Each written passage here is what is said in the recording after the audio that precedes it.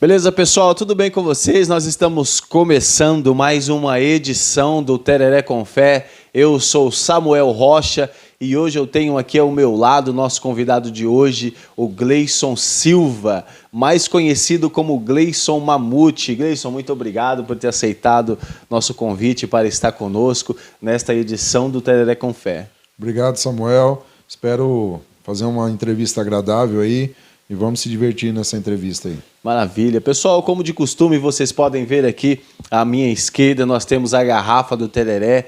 Lá do outro lado, nós temos a Bíblia Sagrada, simbolizando a fé. Com isso, nós temos o Tereré com Fé. O Tereré com Fé é um oferecimento da MK Store. A MK Store é uma loja de utilidades, onde vocês podem encontrar muitos presentes, vocês podem encontrar muitos utensílios para a casa de vocês. Enfim, a MK Store é uma loja muito completa e nesse fim de ano aí, na Natal, chegando, a MK Store está repleta de coisas para atender vocês. O telefone da MK Store vai estar aqui no cantinho do nosso vídeo e vocês podem chamar eles no WhatsApp, que eles vão te mandar todo o catálogo e vão te atender super bem, nós temos certeza. MK Store, parceira do Tereré com Fé. Eu vou servir aqui já para o meu convidado, o nosso primeiro tereré. Gleison, espero que você goste aí do nosso primeiro tereré.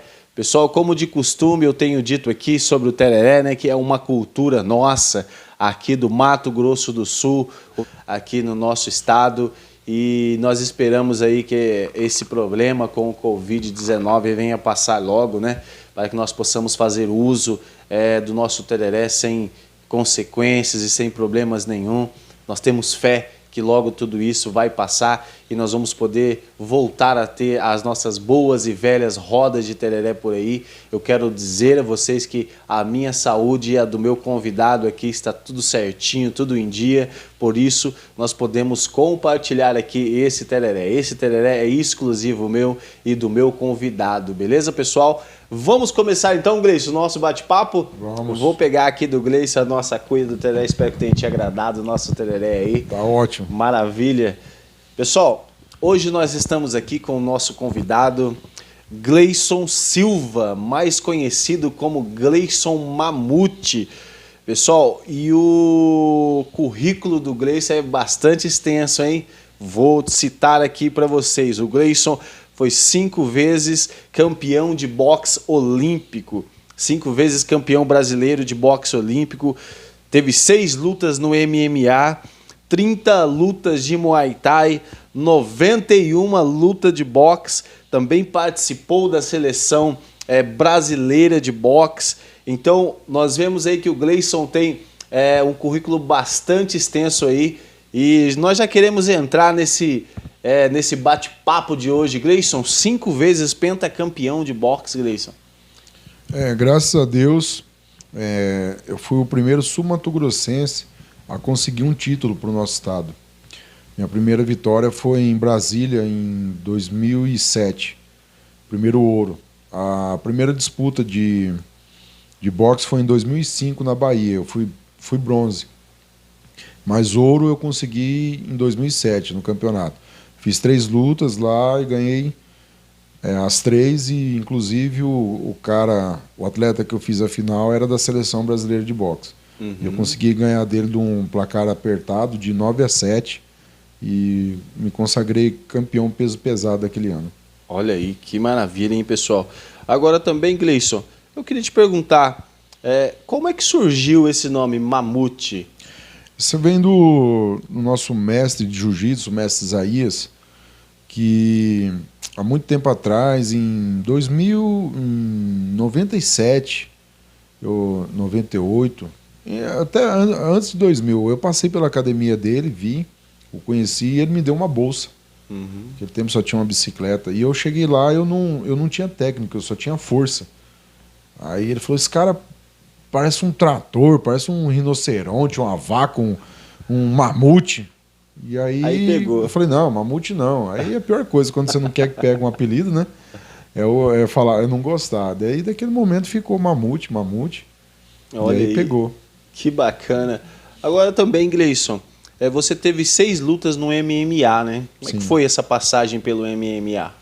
Na verdade, as duas primeiras lutas, quando eu fiz, há muito tempo atrás, se chamava Vale Tudo ainda, né? Ah, era na época do Vale Tudo. Na época do Vale ainda. Tudo. E eu fui porque precisava do dinheiro, na época pagava bem, nem tinha treinado.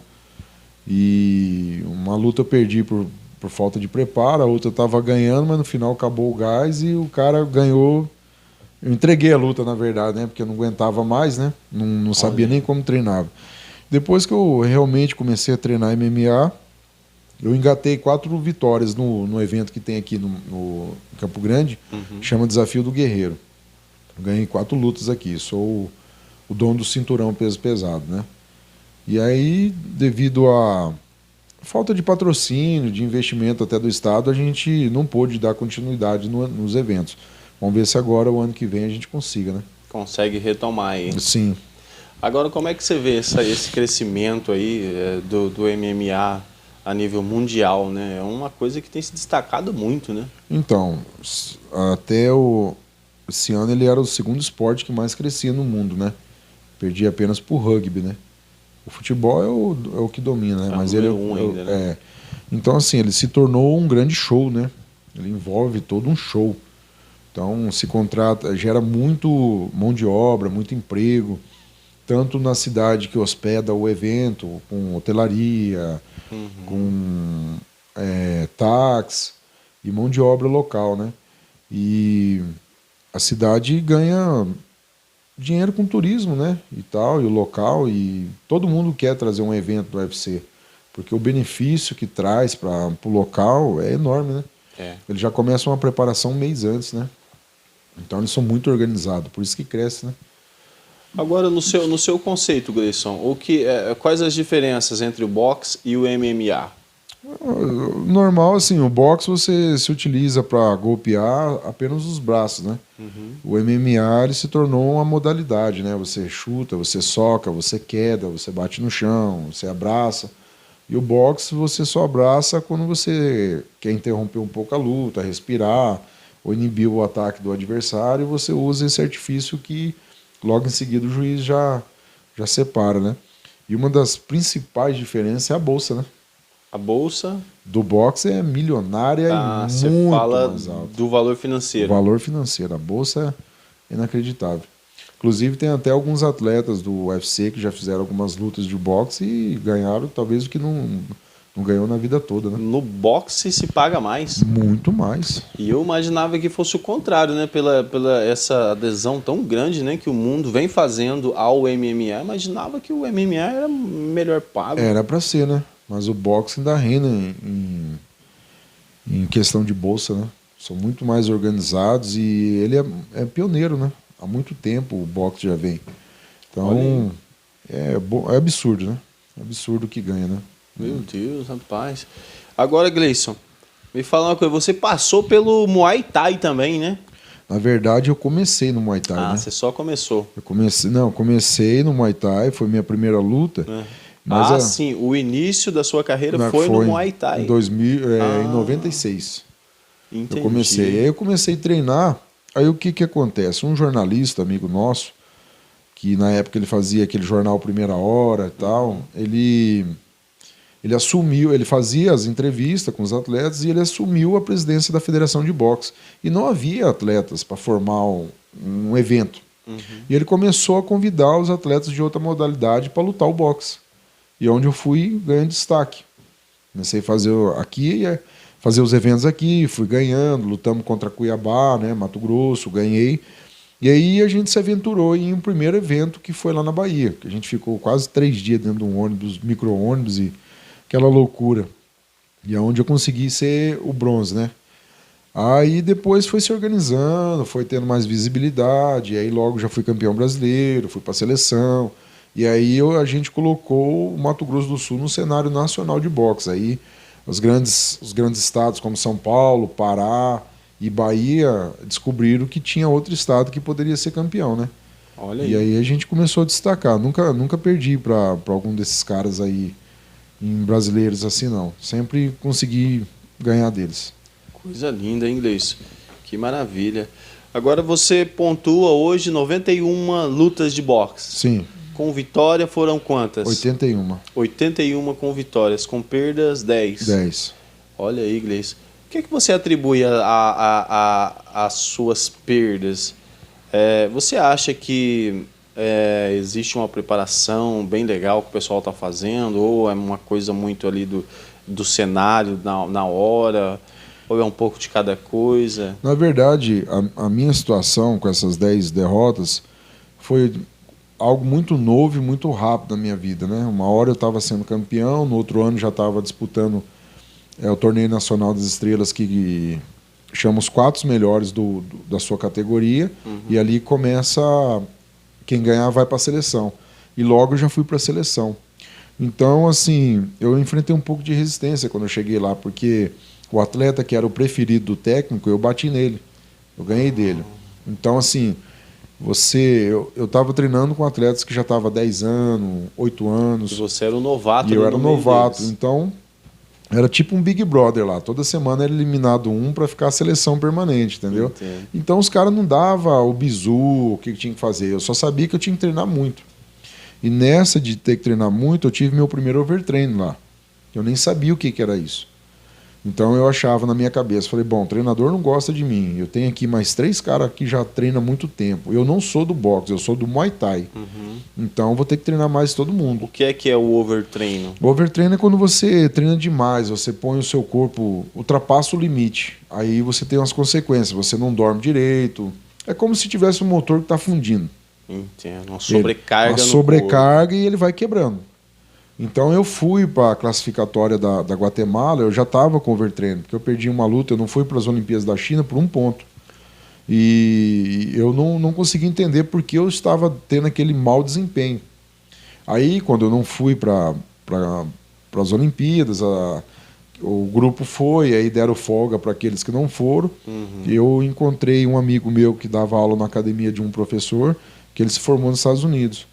E ele me apresentou o cara, e o cara fez uns testes comigo e ele falou que era overtraining. Até então eu não sabia o que era isso. E realmente eu dormia às 5 da manhã e acordava às 7. E não tinha força, não tinha resistência. Aí foi tratando, levei 4 meses para sair desse estado que eu estava aí. Olha aí. Você acha então que esse pode ter sido um fator para... Esse foi um dos fatores. O primeiro fator foi que eu venho de uma modalidade totalmente diferente de boxe. Né? Então eu apanhei um pouco, tanto dos meus amigos da seleção como dos adversários, até entender como era aquele jogo. A partir do momento que eu entendi o que era o boxe, aí a minha performance começou a aumentar muito, considerado. Eu cheguei a ser o 12º do mundo. Olha aí. Numa categoria de 77 atletas. Então eu fui até onde eu pude, com falta de conhecimento, com falta de apoio do técnico. E sem conhecer nada, fui por impulso, só pela nossa garra mesmo pantaneira aqui que eu fui para cima, entendeu? E poderia ter ido muito mais longe se tivesse sido melhor instruído, né? Com certeza, tivesse tido um apoio maior aí, era para estar... Teria sido um dos primeiros atletas do boxe olímpico, né? Olha aí. Agora, Gleison, conta para nós um pouquinho da sua passagem pela seleção brasileira. Cara, eu cheguei lá, assim, eu cheguei em 2007... e já estavam formando a seleção permanente. Tinha 3 ou 4, ou às vezes 5 atletas de cada categoria. Então eu cheguei numa casa lá que tinha umas 7 peças e tinha atleta dormindo quase até lá fora no chão. Muitos atletas do Pará, Bahia, Rio de Janeiro, que eram os melhores de cada categoria. Então, durante os treinamentos e durante os combates, os técnicos e a comissão técnica começavam a avaliar aqueles que apresentavam o pior desempenho. Então, toda semana tinha um chorando lá que foi cortado. Aí você, meu Deus, será que vai ser eu o próximo? Será que vai ser eu? Então, assim, você começa a ver o cara que estava dormindo do seu lado, no outro dia ele já não está. E foi cortando, até que sobrou eu e o peso pesado, que era filho dizer assim, do técnico. Aí nós fizemos... Aí teve a primeira classificatória, eu fiz uma disputa com ele, ganhei, eu bati muito nele, mas foi ele. O técnico falou para mim que ele não gostava de mim, mas eu bati no cara. Mas como o cara já estava mais tempo que eu, ia ele. Chegando lá, ele perdeu na primeira luta pro cubano. Aí a seleção retornou. Eu perguntei pro técnico, agora é minha vez? Ele falou, não, você vai fazer outra seletiva. Aí eu bati mais nele ainda, para ter certeza que eu ia. Aí fui para Guatemala. Aí era a última chance para vaga. Aí eu fiz a primeira luta com um atleta de Porto Rico, que a família dele era toda tradicional de boxe, ele tinha mais de 140 lutas. Tava na cultura dele já o boxe. Na cultura, e tinha umas 130 quilos o cara, só que o cara saltava na ponta dos pés. Olha aí. Consegui ganhar dele por um placar apertado, 7-5. Peguei um cara de quase 2 metros de altura da Ilhas Virgem, que na luta anterior tinha acabado de quebrar o nariz do cara da Costa Rica. Olha. Ganhei dele também, placar apertado. E aí eu ia pegar na semifinal o colombiano, Oscar Rivas, um cara enorme, um cara bom, que tinha ganho de mim na República Dominicana, que foi a minha primeira luta internacional. Não sabia nada, né? Mas ele não me nocauteou, não, ele só ganhou por ponto. E eu já estava com overtraining, eu não sabia. E fui para ele, uma luta disputadíssima e tal.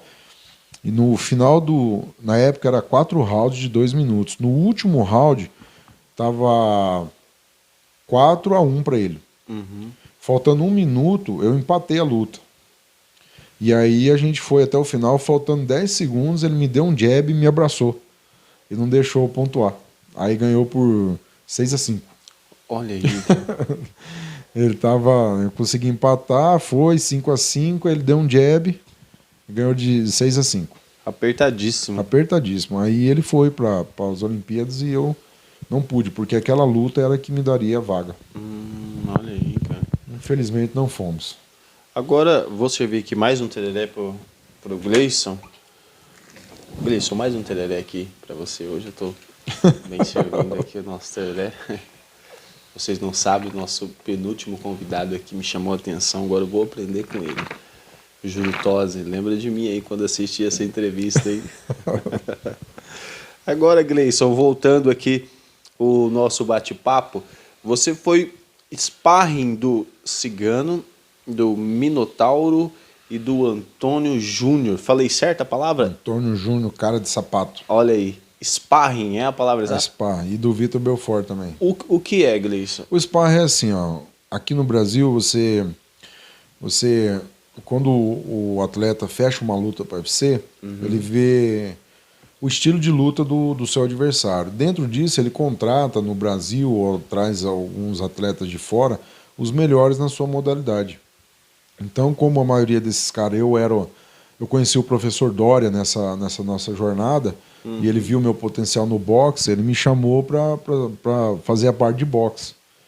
Então você chega lá, ele tem uma grade de treinamento durante a semana e você treina nos dias que é aquela modalidade. Como eu também faço Muay Thai, sou mestre de Muay Thai, eu fazia a parte de boxe e a parte de Muay Thai também. Entendo. Então, por exemplo, vou dar um exemplo para você. Segunda-feira de manhã, boxe. Segunda noite, jiu-jitsu. Aí eu já não participo. Na terça-feira, Muay Thai. Eu participo. À tarde, preparação física. Aí todo mundo faz. Então se encaixa dessa forma. Aí no sábado é o sparring. Por exemplo, tem 4 atletas, 5 atletas trabalhando no camping dele, aí todos fazem sparring com ele. Entendi. E aí ele fica lá, só ele de centro, e a gente vai revezando cada round nele. Isso chama-se um camping. Nesse caso, então, você lutou com todos esses... Na verdade, a gente fazia só com o Cigano. A gente fazia, quando estava fazendo o treinamento, a gente poderia treinar entre a gente. Mas toda a atenção é voltada para o atleta que vai lutar. Nós somos pagos para isso, entendeu? Olha aí, que legal. Legal. Bem bacana mesmo. Mas você chegou de conhecer todos esses, então? Conhece, né? Porque assim, eu fiz 5 campos do Cigano, fiz um do Minotauro, um do Vitor. E o cara de sapato, na época, muito antes dele entrar no UFC, ele treinava lá na Bahia. Então a gente treinava junto. Quando o Cigano estava fazendo outra parte lá, eu estava treinando com ele. E acabou que deu certo ele entrar para o UFC também. E aí você vai conhecendo, porque eles se conhecem, né? E eles iam lá no campo e a gente acaba fazendo amizade com eles lá. Muito bacana, hein? Deve ser bacana estar no meio desses É, grandes você vê os aí, caras né? na televisão lá, daqui a pouco você tá do lado, Do tá lado tirando dos foto, caras trocando ali. ideia, Olha que bacana. participando. É muito legal, muito legal. Agora, Gleison, por quantos países você viajou lutando? Cara, deixa eu fazer uma continha rápida aqui. Dubai, Itália, República Dominicana, Guatemala, Equador e, cara, tem mais um. São 6 países. Uhum. República Dominicana, Equador, Guatemala. Acho que é isso mesmo. Não lembro. Eu sei que acho que é 6. Tá faltando um. Daqui a pouco eu lembro. Tranquilo, sem problema nenhum. Agora, Gleison, viajar por todos esses países aí representando o Mato Grosso do Sul deve ter sido uma honra, não? Cara, é uma coisa que quem é atleta de alto rendimento, isso é uma coisa que não tem preço, né? O esporte leva para lugares que grandes empresários não iriam, né? É. E você chega lá, você troca ideia com outros atletas, vê a cultura deles, Outras culturas, outras culturas, os caras quando igual na República Dominicana, a gente ficou num lugar lá que não era muito bonito, né? Diferente do Velozes e Furiosos, que tem aquelas praias bonitas, a gente ficou num lugar horrível. Só que os atletas de boxe, eles poderiam se tornar policiais. Não precisava fazer concurso, nada. Isso na Guatemala.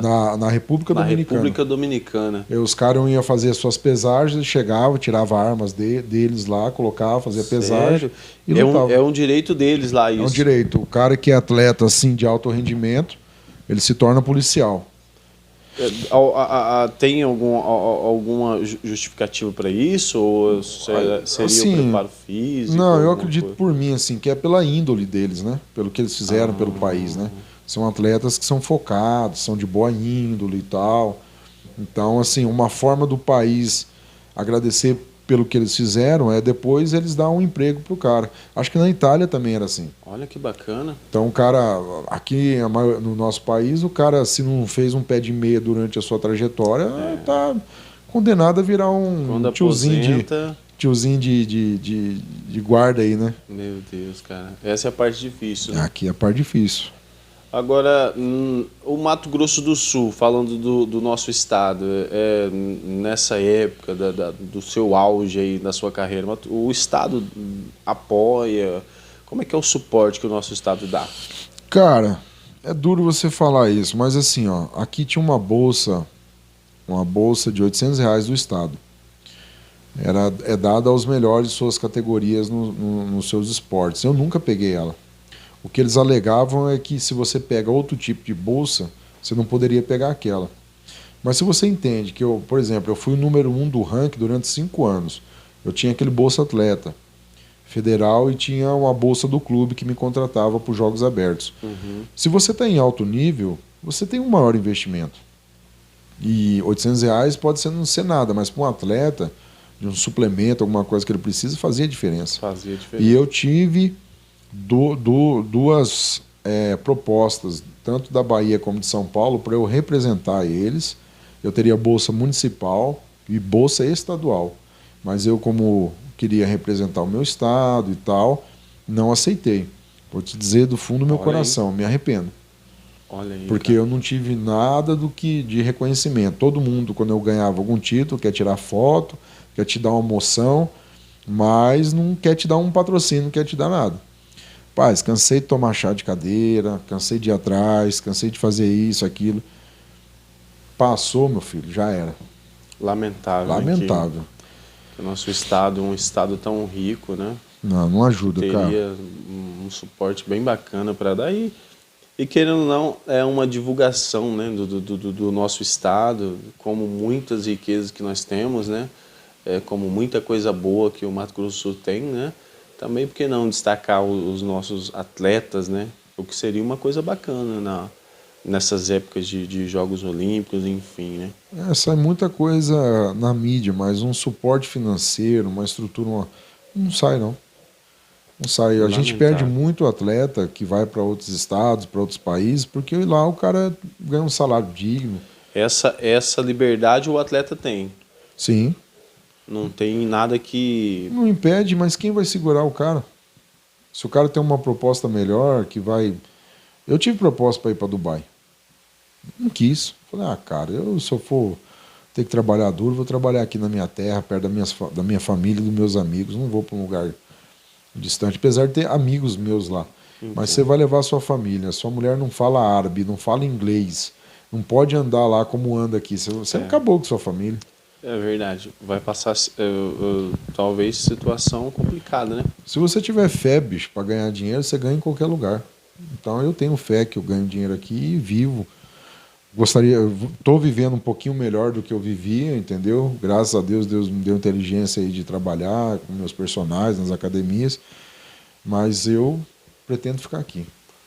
Maravilha, Gleison. Hoje você não está lutando mais, já está aposentado? Como é que está a sua carreira hoje? Sabe aquele negócio quando você quer, mas não quer? Porque as prioridades inverteram, né? Hoje eu faço faculdade de educação física, hoje eu trabalho com personal. E assim, ó, eu sempre tive uma vida onde eu tive que sacrificar minha família para eu atingir meus objetivos.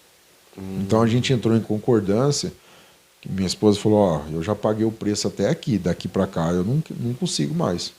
Eu tenho uma filha pequena, tenho um enteado, assim, eu sou um pai presente, né? Eu sou um marido presente. Entendo. Eu ainda sou daqueles maridos que chegam em casa, ouve a mulher, brinca com os filhos, mesmo que você está cansado. Troca uma ideia, você conversa de tudo. Na verdade, você só ouve, né? Conversar, você não fala nada. E ela sente falta disso. Então, assim, vamos comer em tal lugar, eu viro o Uber da minha mulher, então, assim, chegou um certo ponto que já não dava mais. E eu falei, cara, tem que inverter minhas prioridades. Aí eu assumi a federação de Muay Thai. Infelizmente, peguei numa época de pandemia, né? Hoje você é presidente da Federação Sul-Mato-Grossense de Muay Thai e MMA. Olha aí, que bacana. E sou líder da equipe Mamute Team, né? Então, assim, esse ano era pra gente fazer muitos eventos. Infelizmente não conseguimos, deu uma parada em tudo. Mas para 2021 já estou me programando para isso. Tem bastante plano aí. Então, assim, não está descartado eu voltar a lutar. Mas para você que está em alto rendimento, você tem que abrir mão de sua vida social. E nesse ponto, a sua vida, do jeito que está hoje, está bastante importante. Tem bastante coisa no caso, se você fosse voltar a lutar hoje, muita coisa estaria em questão. E assim, final de semana você não tem esse negócio de sair, você tem que descansar. Então, você não quer conversar, você quer dormir e tal. E aí, cadê o marido, cadê o pai? Agora, Gleison, você tocando nesse assunto, conta para nós um pouquinho como é que é a rotina de um lutador, quando no seu auge você... Eu vou te dar duas trajetórias da minha época, tanto da seleção como do Corinthians, quando eu fui para treinar MMA, quando eu fui para lá. Na seleção, a gente morava numa casa e treinava num clube, cerca de 800 metros da casa. No meio desse trajeto tinha o restaurante onde a gente comia. Então, era casa, academia, restaurante, casa. Casa, academia, restaurante, casa. Casa, academia. Não tinha mais nada. Não, era uma rua reta que você só ia e voltava por ela. Então, assim, como eu te falei, eu já saí na desvantagem de estar lá. Então, eu não conheço São Paulo. Porque o tempo que os caras saíam para fazer eu ficava descansando. Mas tinha essa liberdade? Você tinha liberdade. Você preferia ficar ali, mas por conta do seu treino mesmo? Porque eu acreditava que na segunda eu estaria melhor. Entendi. Então eu botei na minha cabeça que eu queria ser o melhor naquilo, eu não queria ser mais um. Então, se o meu preço é minha vida social, eu falei, não, pode cortar. Então eu dormia na casa, eu ficava sozinho na casa, final de semana não tinha ninguém. E os caras, você não vai sair? Eu falei, não, cara, eu tenho um objetivo. Daí, saí da seleção, fui treinar lá com o Cigano, aí tive o convite do treinador de jiu-jitsu do Anderson Silva para ir para o Corinthians, fui para lá. Aí a gente ficava dentro do clube, do Parque São Jorge. E lá tem o alojamento, tem a academia e o restaurante. Era o que eu fazia. Bem monótono mesmo, uma coisa bem... decidido. Para dizer que eu não fazia nada, geralmente domingo, lá pelas 4h30, que todo mundo já saiu da piscina, eu ia lá, mergulhava meia hora e voltava para dentro. Já teve mês e meio, que eu não saí fora do clube, eu não atravessei a rua. Só fiquei dentro do clube treinando. Então, assim, eu tenho parentes lá em São Paulo, saí pouco. Mas eu tinha um objetivo. Olha Então aí. não saí. Então eu não conheço São Paulo. Me perco, se eu andar 5 quadras para lá, eu me perco. Não conhece nada. Não Ficou conheço lá nada. quanto tempo? 3 anos. 3 anos. 3 anos, cara. Nossa, beleza. Quando meu primo queria que eu fosse na casa dele, ele vinha até o clube de carro, me pegava, levava e trazia de volta. Se ele falasse vai de metrô, lascou. Esses 3 anos você ficou o tempo todo lá ou vinha de vez em quando? Não, pra ver aí a assim, família? na época das vacas gordas, eu comprava passagem de avião antecipado, aí vinha, aí aconteceu muita coisa lá no clube, de algumas promessas que me fizeram e não cumpriram. Aí eu tinha muito dinheiro guardado, foi gastando dinheiro, foi gastando, não apareceu as lutas que prometeram, o salário que prometeram não teve, mas eu acreditava no meu potencial, né? Então você foi. Eu fui e chegou um ponto que acabou-se tudo. O treinador foi embora, o cara que cuidava do dinheiro sumiu com o dinheiro. Não ele, sumiu o dinheiro, Entendo. que era onde ia pagar os patrocinadores. O cara tentando cobrar propina das empresas que iam pagar o patrocínio. Cara, uma série de coisas que eu não tenho como provar, então eu não vou dar continuidade, porque isso pode gerar algum Mais conflito. lamentável, né? Mas é lamentável. Tinha uma equipe enorme, com os melhores lutadores, e não soube ser aproveitado. Olha aí. Pra se ver que tudo tem um jeitinho, né? Tudo tem um jeitinho, esquema cara. ali, uma coisa por baixo que Cada um quer ver só o seu lado. é lamentável mesmo. Agora, Gleison, eu gostaria de te perguntar o seguinte. Hoje você não luta mais, né? Tá por enquanto aí cuidando da vida, trabalhando, dando aula, personal trainer. E eu sei também que hoje você se dedica à igreja, é isso mesmo? Então, na verdade, eu tenho 20 anos de conversão. Ah, vamos lá então, peraí. Quando você lutava, já era cristão. Já era cristão. Quando eu comecei a lutar, eu cheguei no meu pastor, perguntei, pastor, o negócio é o seguinte, eu não gosto de estudar muito, não. Eu gosto de dar porrada.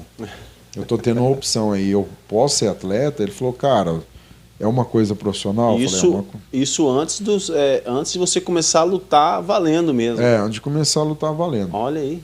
Que era o seguinte, eu era da Sara, né? Da Sara Nossa Terra, e eles trabalhavam em célula.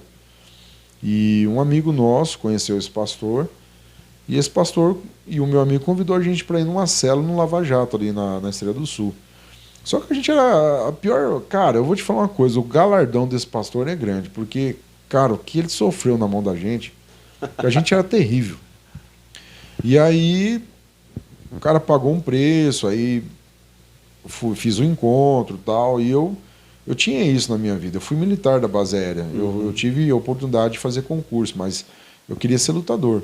Olha aí. E daí eu falei para ele, pode? Ele falou, cara, você é profissional, você não vai brigar na rua, você está lutando contra outro cara que tem o mesmo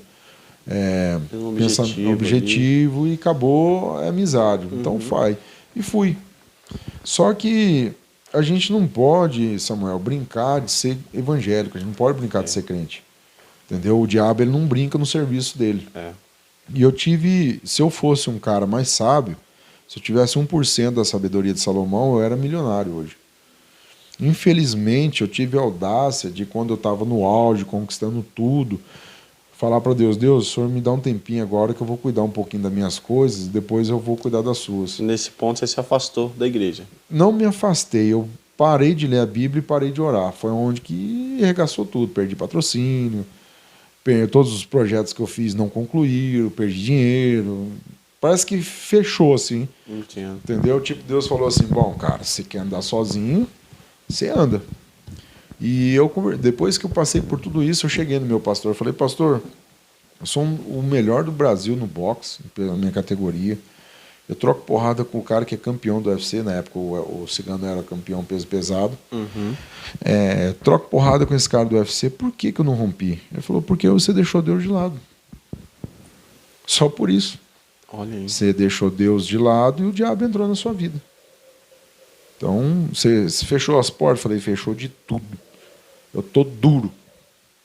Perdi meu carro pro banco, sabe? Não devia 10 parcelas como falaram, era só 2, mesmo assim foi. Recuperei tudo, processei o banco, ganhei tudinho.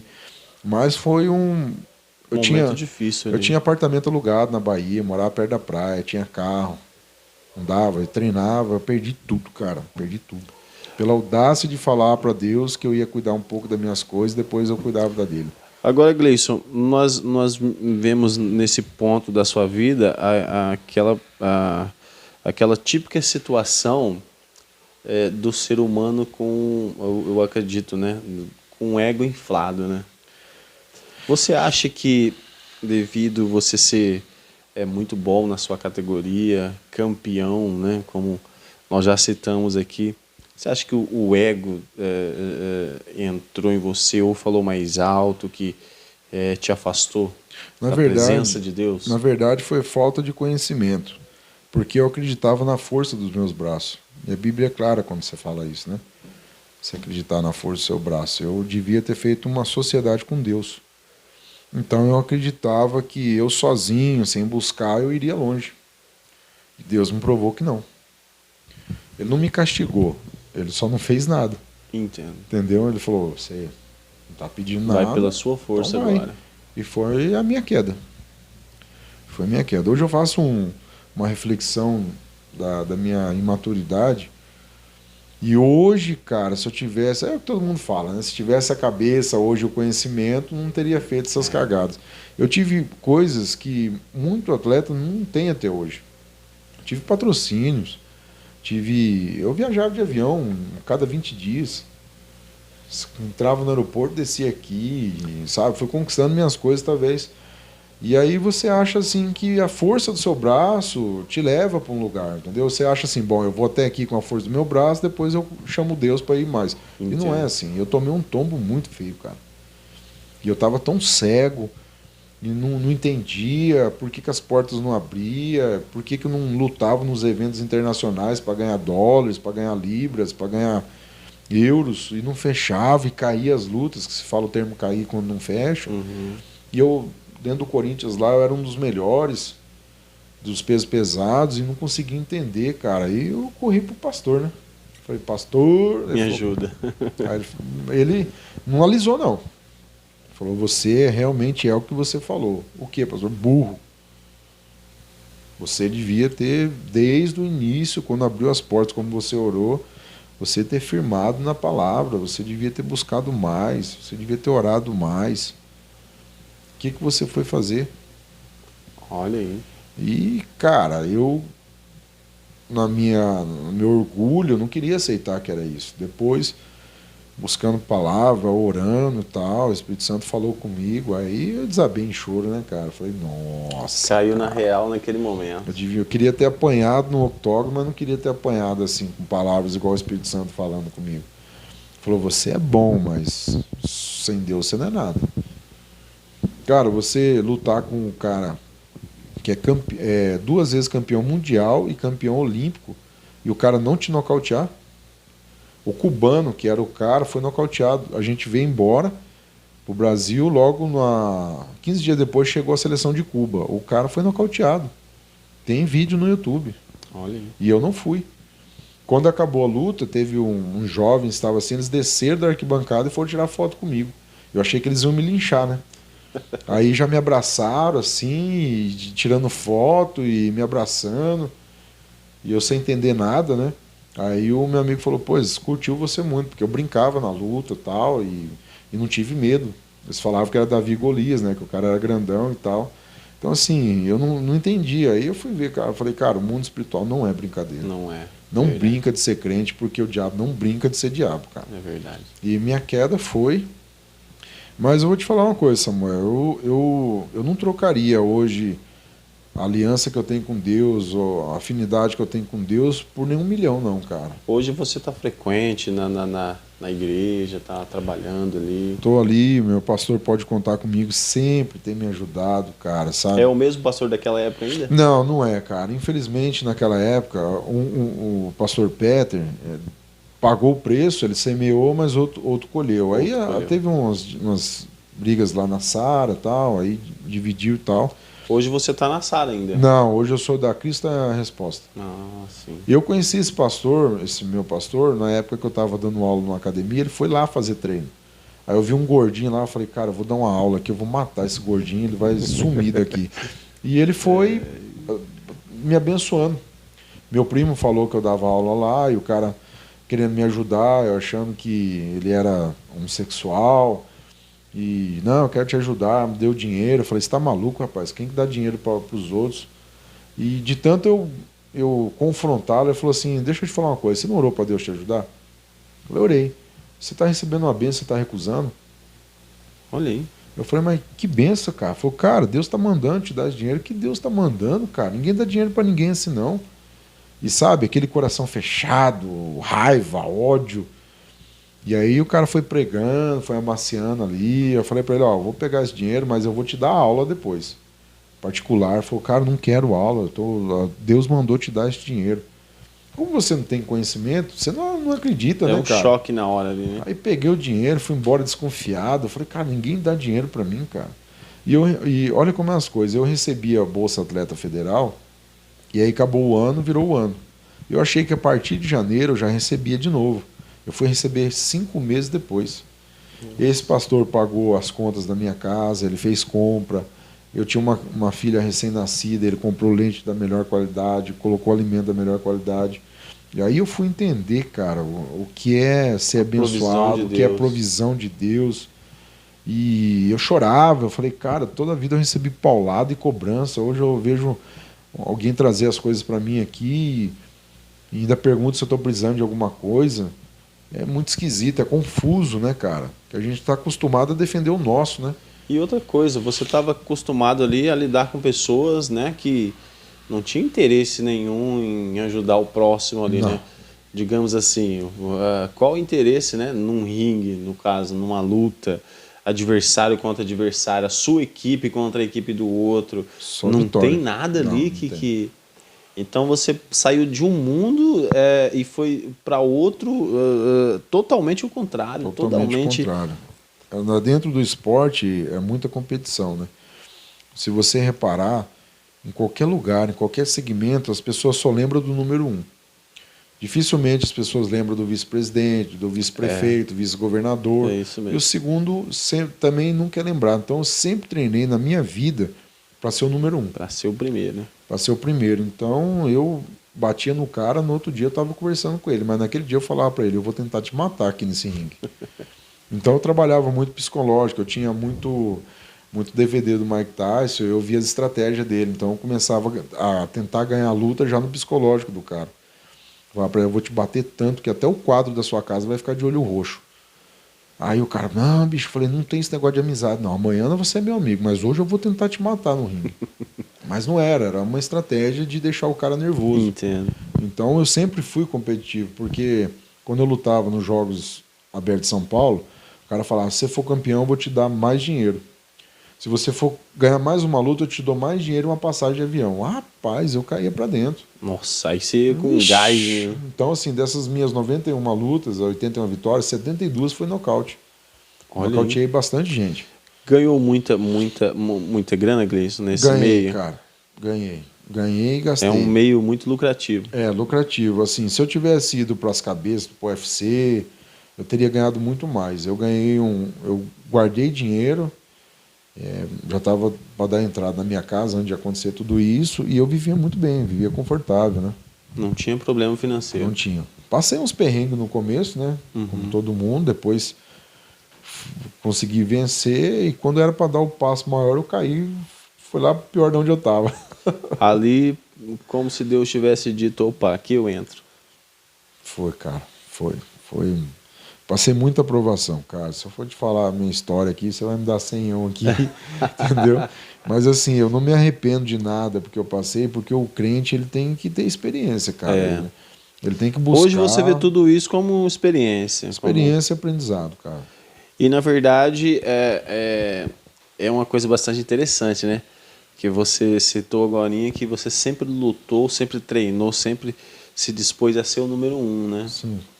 E na verdade o número 1 para nós tem que ser Deus, né? Olha só que bacana. Eu, na verdade, tinha que ser o 2, né? Você teria que ser o segundo. O segundo e Deus o primeiro. Eu não via dessa forma. E você inverteu a ordem. Inverti. Olha aí. E outra coisa interessante também, Gleison, eu imagino, não sei se aconteceu com você, mas o camarada que hoje é campeão, por exemplo, né, de boxe, Eu não sei você, eu tô falando por mim, mas se eu tivesse sido 5 vezes campeão de boxe, eu teria o ego infladíssimo. Eu acharia que eu fosse melhor do que todo mundo aí. Não teve isso com você? Não, assim, eu nunca quis, na verdade, eu nunca quis a fama, eu queria o dinheiro. Você eu nunca quis ser famoso, eu nunca cheguei com status de celebridade em canto nenhum. Tem até uns amigos meus que falam, pô, cara, sua história é bonita e tal, mas eu sou um cara que acabou duro no final, né? Então não acho tão bonita a minha história. Entendo. Então, mas eu não queria, eu negociava minhas lutas com preço mais alto e eu dava show. Para mim o que interessava era dinheiro. Se eu pudesse, eu nem dava entrevista. Você prefere 20 mil ou dar entrevista para o mundo todo? Me dá os 20 mil. Eu sempre quis juntar dinheiro para ter um conforto. O meu objetivo não era ser famoso. Como eu era casado, não queria me aparecer para mulher nenhuma, não queria nada, eu queria só ter dinheiro. Que aí eu abriria um negócio, viria um empresário. Eu tinha na minha cabeça que eu não queria acabar cuidando algum lugar de noite. Aí, como muitos atletas foram. Um vigilante. Um vigilante, tiozinho do vigilante. Nada contra os vigilantes, pelo amor de Deus. Mas não era isso que eu queria. Então, assim, se nós soubéssemos o app que deu a internet, as mídias sociais, eu teria feito muito mais mídia. Que eu teria me vendido melhor. Você teria trabalhado mais essa parte? Teria trabalhado. Eu era o cara que eu só fazia acontecer. Eu era o cara da porradaria, mas eu não sabia nem conversar. Entendo. Eu não sabia me vender. Se eu soubesse aquela época, se eu tivesse uma instrução, provavelmente teria muito mais patrocínio. Você não teve um empresário que não, teve porque eu achava que o empresário ia me roubar. Ia te roubar. Então, era por você mesmo. Não, eu sou eu mesmo.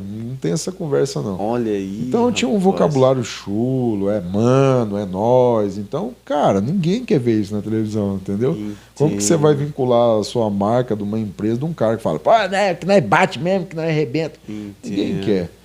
Então eu tive alguns amigos que falaram, cara, você tem que melhorar seu palavreado, usar umas palavras melhores, sua concordância verbal é ruim. Entendeu? Você fala muita porta e tal. Eu falei, cara, mas o sotaque, não, mas vai melhorando um pouco suas palavras. Você fala um pouco, quando você quer, você fala bem. E aí aquilo foi entrando na minha cabeça. Mas eu tinha na minha mente que eu só tinha que bater. Entendeu? Era então, o que assim, importava. Era o que importava. Eu dei resultado, mas não soube vender esse resultado, entendeu? Entendo, olha aí, que bacana. A gente aprende com muita coisa, cara. Eu falei, cara, mas eu devia falar mais e treinar menos. Eu acho que se você tivesse tido ali também um empresário para te dar uma equilibrada, talvez uma pessoa que você tivesse que você confiava ou alguma coisa assim, você teria, talvez essa pessoa teria cuidado dessa parte, né? Teria. Depois, assim, no finalzinho da carreira, teve algumas agências que mexem com os atletas, você fecha com ela fecha um patrocínio e ela tira a porcentagem em cima dos patrocínios que ela fechar. Então, assim, no finalzinho da minha carreira apareceu, mas eu já estava de saco cheio, cara, já estava perdendo família, já não tinha dinheiro. Eu cheguei... A gente se vira nos 30, né? Eu conversei com uns amigos meus e os caras me apresentou uns donos de transportadora. Eu peguei carona de caminhão para cá, quando eu queria vir para minha família. Esperava o cara... Você já estava duro. Eu não tinha dinheiro para passagem. Eu tinha 50 para comer na estrada. A passagem era 200. Aí o cara passava do polo lá, ali na Marginal Tietê, eu embarcava ali com o cara e vinha embora com o cara. 16, 18 horas de viagem. Chegava aqui 4 horas da manhã. E teve uma situação uma vez que o cara parou ali em Três Lagoas e falou assim, ou nós dorme ou você dirige até Água Clara. Rapaz, pela primeira vez eu dirigi um caminhão na minha vida. Sério, cara? Eu tive que dirigir, eu queria chegar, cara. Só tinha uma cama, eu falei, o cara vai dormir aqui, eu vou fazer o quê? Vou dirigir. Aí eu dirigi até Água Clara. Nossa. E aí o cara falou, não, agora já dormi, vamos embora. E outra vez eu vim com um cara, nós viemos na época do carnaval, e a gente perdeu muito tempo para sair da Marginal. Aí ele falou assim, ó, vou apertar aqui, beleza? Beleza. Então vamos embora. Ele falou, não dorme não que eu durmo. E aí viemos embora, cara. Fomos embora. Teve uma hora que a gente teve que parar perto do Presidente Prudente para dormir. Aí ele dormiu 2 horas, eu dormi no banco lá e tal. A gente passou por Bataguaçu, aí veio por Santa Rita do Pardo, aquela BR que não tem nada. Aí eu cochilei. Quando eu acordei, tava ele dormindo pro outro lado, levando o caminhão pra lá. Assim, eu falei, meu Deus do céu, bicho, acorda. Ele falou, não falei que você dormir, você ia dormir também? Nossa, Gleison. Então, assim, cara, eu tive que vir de caminhão, bicho. Eu vim 2 ou 3 vezes de caminhão, fui uma vez de caminhão, porque o troço apertou, bicho. Agora, Gleison, me surge uma pergunta que é a seguinte: de todas as suas experiências como lutador, todos os países que você viajou, toda essa coisa, né, do seu áudio, qual foi a situação mais difícil que você teve que lidar? Fora essas, né, que foram bem difíceis agora que você Cara, eu citou. acredito que foi da época da seleção. Porque eu não era um lutador de boxe, eu não era querido pelo técnico, eu não sabia de nada, ninguém me falava nada, ninguém me dava o bizu porque queria que eu saísse. Apanhei muito no começo, apanhei de quase todas as categorias, porque os caras eram muito rápidos. Não tinha um punch na mão, mas era muito rápido. Então eu tomava 4, 5 golpes na cara que chegava a arder os olhos, soco. E a minha primeira derrota internacional, que foi para esse cubano, para esse colombiano, Oscar Rivas. O cara era muito forte e muito rápido, eu só era muito forte. Então eu bloqueava os golpes dele, não conseguia acertar, o técnico não me dava instrução nenhuma. E eu me vi numa situação ali, tipo assim, o cara vai morrer e ninguém faz nada. Aí eu vi o preconceito do cara, os técnicos eram cubanos na época. E não me deram instrução, não. E aí, bicho, não vai fazer nada? E aí? Tá apanhando, tá perdendo. Vai ficar fazendo o quê? Só bloqueando? Eu perguntei pra ele, você quer que eu deixe o golpe entrar na minha cara? Não sei, vê o que você vai fazer. Então eu acredito que essa foi a situação difícil. E quando eu fui morar no Rio de Janeiro também, a gente morou na favela ali na Cruzada São Sebastião, era difícil, tinha que pagar aluguel, o cara que a gente morava junto mandava a gente embora toda hora. Cara, umas humilhação. Se eu for numerar as humilhações que eu já passei, cara, é muito dolorido. Muitas. E a intenção desse vídeo não é desanimar os atletas que estão vindo, entendeu? Porque a coisa era feia, humilhação. Você tinha que engolir e ficar quieto. Não é uma coisa fácil, né? Não é um mar de rosas, né? Início de carreira é complicado, cara. Quando você não tem nome, as pessoas não te valorizam em nada. Todos os lugares que eu cheguei, eu construí meu nome e de uma certa forma, eu me impus para me respeitarem. Mas no começo, nem cachorro tinha um tratamento. Tanto de atleta como de alguns treinadores. Olha aí, rapaz. E a gente pensa que tudo é fama, né? Tudo é... Cara, por isso, é assim, ó, quando eu fui pra Bahia, eu achei que minha vida era triste. Quando eu vi a história dos caras, falei, rapaz, eu sou rei. Cara, lá tinha 2 treinos, daí o cara vinha de lugares longe, pegava 2, 3 condução e ficava lá. Pro treino da tarde, eles ficavam embaixo de algumas árvores. Eu perguntei pra ele, você não vai embora pra sua casa? Ele falou, não tem dinheiro, cara, pra ir e voltar, não. E você vai comer aonde? Ele falou, não tem dinheiro pra comer também, não. Tem uma passagem de ônibus só pra ir. Falei, cara, eu tô no céu. E se o cara não tivesse treinando ali, tava vendendo droga. Nossa, cara. Então, assim, você acha que você tem a sua história ruim, triste, quando você outro conversa pior. com os outros, você tá maluco, cara. Você vê que você é rei. Lamentável, hein, Gleison? Agora, Gleison, para nós irmos pro finalmente aqui da nossa entrevista, hoje você tá firme e forte nos braços do Senhor. Cara, num lugar que eu não devia ter saído. Sabe, se eu não fosse assim tão cabeça dura como meu pastor fala, se eu não brincasse de ser crente, se eu orasse mais, se eu lesse mais a Bíblia, eu não teria caído nessa cilada do inimigo. Como é que você daria como é que você diria hoje para os jovens, né, que estão aí nessa correria para se destacarem? Porque hoje, querendo ou não, é um mundo bastante chamativo, né, para a juventude, né? O que é que você diria para esses jovens aí que estão começando ou que já estão nessa correria do MMA, ou seja, outras lutas que forem? É um pouco difícil que eu vou falar para você de como proceder, mas 2 coisas. Primeiro, não se afaste de Deus. Se você não se converteu, se converta. E não pare de estudar. Tenta conciliar treino, estudo e buscar Deus. Hoje eu tenho 40 anos. Hoje eu estou no 2º ano de faculdade. já me fez falta em alguns concursos, em algumas oportunidades. Então era muito focado em treinar, em treinar, em treinar. E no Brasil, para você viver disso, cara, você tem que estar muito na fé, muito na unção. Se você sair para fora, você tem reconhecimento. Igual muitos amigos meus, já foi para Singapura, já foi para outros, e o cara reclama de estar longe dos amigos e longe da família, porque lá só o cara só trabalha. Dubai é a mesma coisa. Dubai você não fica dando esses rolês igual você dá aqui, é trabalho. Entendeu? Você sai para trabalhar. Se for para trabalhar muito, eu prefiro trabalhar aqui. Então, assim, você tem que estudar, firmar com Deus e traçar um objetivo de ir para fora. Alguns amigos meus que foram para os Estados Unidos não pretendem voltar tão fácil de lá e tão rápido. Tão bem. Porque lá deram uma estrutura para eles viver no mínimo. Coisas que aqui nós não tivemos. Para dizer que eu não vivi bem, a época do Corinthians foi a época que eu entendi o que era um atleta ser um pouco valorizado. Tá certo que todas as outras modalidades tinham mais valores do que o MMA, mas pelo menos eu tinha um lugar para dormir, eu comia num restaurante bom, eu treinava numa academia boa, eu tinha excelentes professores, entendeu? Então, para muitos ter essa oportunidade, o cara tem que ralar muito, cara. Entendeu? Ainda mais agora no Brasil passando por tudo, nada está instável hoje. Nada tá... O esporte não é tão mais prioridade, entendeu? Como as empresas investiam como forma de marketing, então estão se remanejando. Então, eu aconselho o cara, se puder, saia do país. Pessoal, tá aí, nós estamos finalizando essa entrevista. Se deixar, nós vamos para mais uma hora aqui Fácil.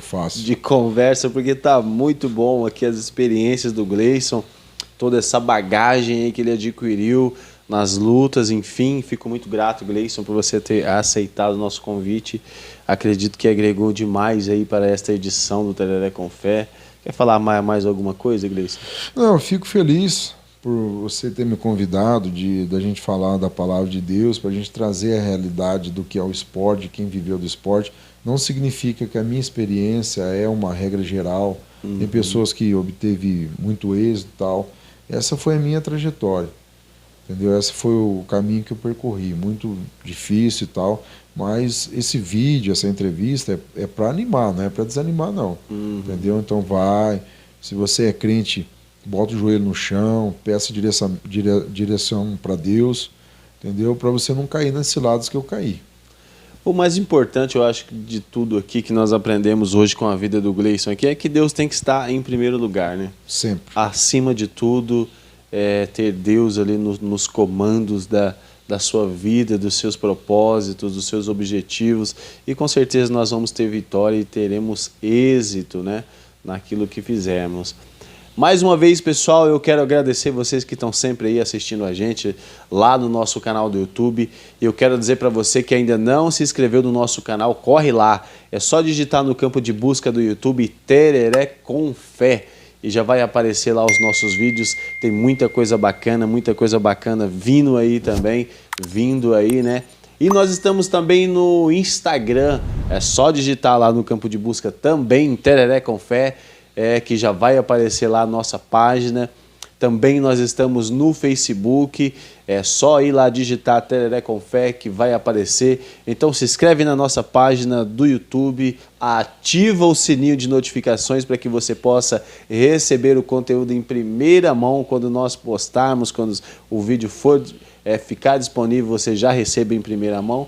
E depois compartilhe aí também com seus amigos, seus parentes, sua mãe, seu pai, seu irmão, enfim, todo mundo o quanto você puder, porque o nosso intuito é levar alguma coisa de Deus, é trazer histórias bacanas, assim como a do Gleison hoje aqui no Tereré com Fé, levar uma porção de fé, levar alguma coisa de Deus, um testemunho bacana para a sua vida, tá bom? Gleison, mais uma vez, muito obrigado pela sua participação. Eu quero deixar aqui esse espaço agora para você deixar suas redes sociais, seu contato no Instagram, no Facebook, para quem quer conhecer mais a sua história. Como é que te acha no Instagram, no Facebook? Tanto no Face como no Instagram tá Gleison Mamute, com T mudo no final. Tá, tem lá um pouco da minha história, tem bastante fotos lá. Se você tiver com um pouco de tempo, você consegue visualizar um pouco do meu dia a dia, da minha trajetória.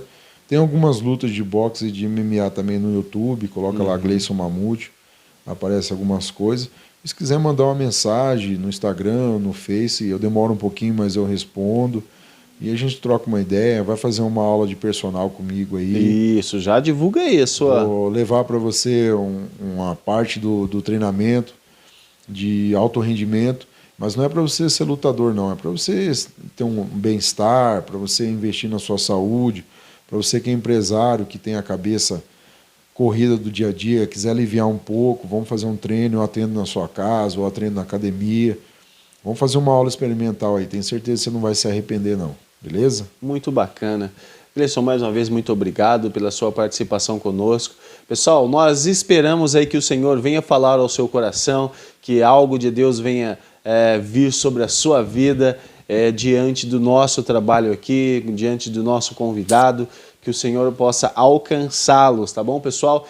E este foi mais um programa Tereré com Fé. Muito obrigado, que Jesus possa alcançar vocês. Amém.